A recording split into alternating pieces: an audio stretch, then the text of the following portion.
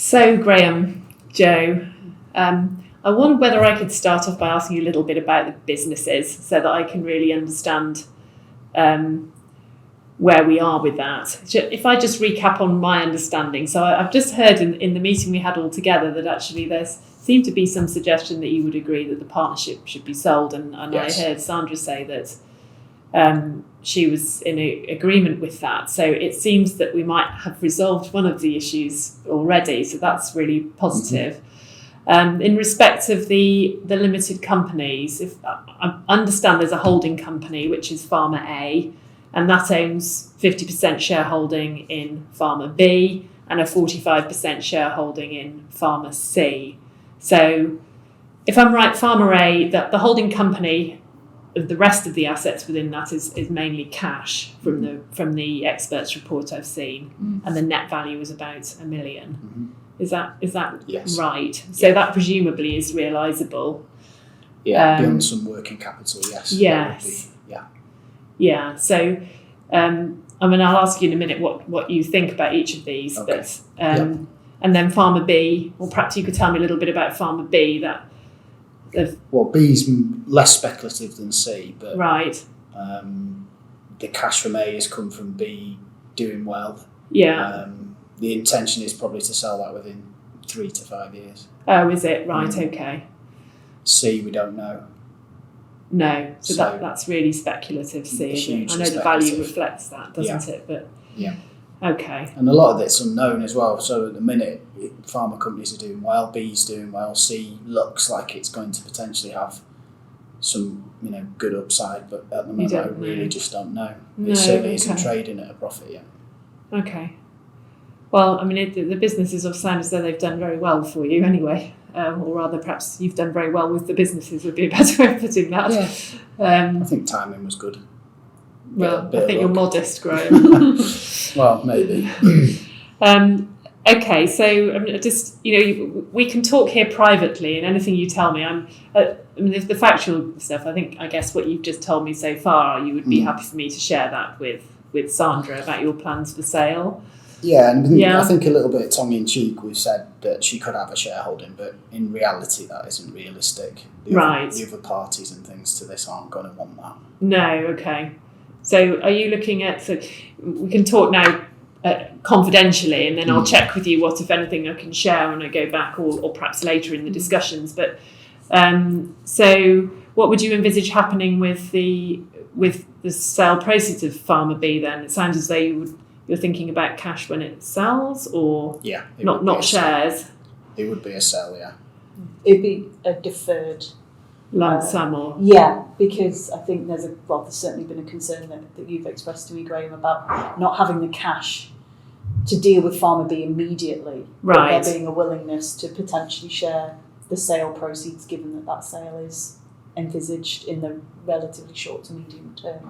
Would that be fair? Yeah, so deferred consideration in terms of the settlement, the financial settlement. Yeah, okay. It should be a sale up front at the time. Right, okay, that's the plan. So it's to sell and realise cash in 3 to 5 years. With an immediate exit. Yeah, with an immediate exit. Yeah, okay. And so do you have a sense of, because I'm aware there's quite a lot of cash in, or cash equivalent in matrimonial assets, in shares, quoted shares, and joint bank accounts. Do you have a sense of what the balance might be around the division of those, and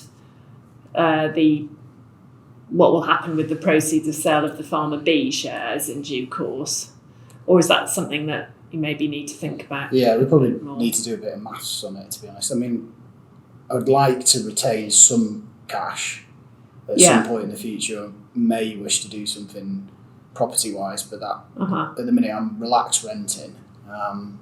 The inheritance, I realised that to get the cash out now may be my major compromise, as in it's ring-fenced, but it's used now. Yes, so it's acknowledged as being an inheritance and not in the pot, but I'm going to have to use it realistically to help with the settlement. Yeah. So we are looking at an immediate cash lump sum in respect of Farmer A. Yeah. Yes. And potentially the other shareholdings if, Sandra isn't particularly inclined to keep the other general Right, okay. shares that Okay. you've got as investments. Okay. Yeah. Now, obviously, there has to be an understanding about the disruption this is causing Yeah. within doing that. Mm-hmm. Again, with other parties involved in the Yeah. businesses. But equally, where we can avoid doing that, we might wish to avoid doing that. Okay. Yeah. So there is capital around. So if we can clean break it and retain potentially the share assets, then I could be minded to do that. Okay. So I'm understanding that. I know that the money you've inherited from your dad is something that's understandably very emotive and but so I think it seems like it's quite a big offer to be willing to use some of that cash, ring fence the amount, but use it in order to realise the value in some of the businesses. In effect, I think is what you were talking about. Is that exactly right? that. Yeah. Because Okay. if I strip the asset of strip the companies of the cash, I could give ourselves a problem within the businesses. You need the working capital in the business. Working capital, and again, there are other parties, so we just need to be mindful of that. Yeah. Okay. Well, look, I think perhaps that's something that I could explore in principle with Sandra and Maddie. So, just tell me a little bit about Farmer C then. That's speculative. It's not likely to be realised anytime soon, if I've understood what you've said.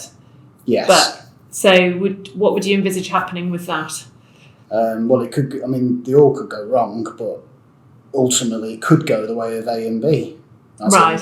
Or B in some of the other things that have gone into what's created in A in terms of the cash. So, would you be looking at some sort of deferred payment in respect of the value as it is now when you receive it, or what are you thinking? Well, that would help. Because then some of that risk is detached from me, isn't it? So if it goes better than expected, then Sandra would share the upside or share the downside. Yeah, that would be helpful to us. I mean, we've talked about balancing risk in the settlement because it could be lopsided. Yeah, I mean it's a relatively small amount. I appreciate it's still a significant amount of money, isn't it? But the value of the pharmacy is 200,000, which. Okay, so I can explore that with your permission. I can explore that with Sandra and Maddie if you'd like me to. So can I just run through? So you're proposing to make a cash payment in respect of the value of Farmer A, and that's immediate. And is that 50%? Is that what you're thinking? Yes. So I've noticed it's it's 100% of the shares are mine. Yes. But there is some promises within the company. That's why when I say so I've got to balance working through the company and what the company's going to promise to employees. Yes. And has promised to employees with what is on the table here. But ultimately, yes, we should be able to go to half on the cash. Right. Okay. Thank you. And then Farmer B, you're looking at a sale within 3 to 5 years. Yes. And you're thinking at the moment about how you get some of that value to Sandra possibly now, with some of it to follow on a sale. Is that? Yeah, well, we're open to options. Yeah, that helps cash flow. Yeah. And also balances risk. Yeah. Because there is significant risk. Yes. Yeah. Yeah. Although I guess just playing devil's advocate a little bit, that an element of that risk has been taken into account in the valuation. Agreed. Yeah. Yeah. Okay. So and then Farmer C, we've talked a bit about whether Sandra would be willing to share the upside or the downside if it comes to fruition, and I guess that depends.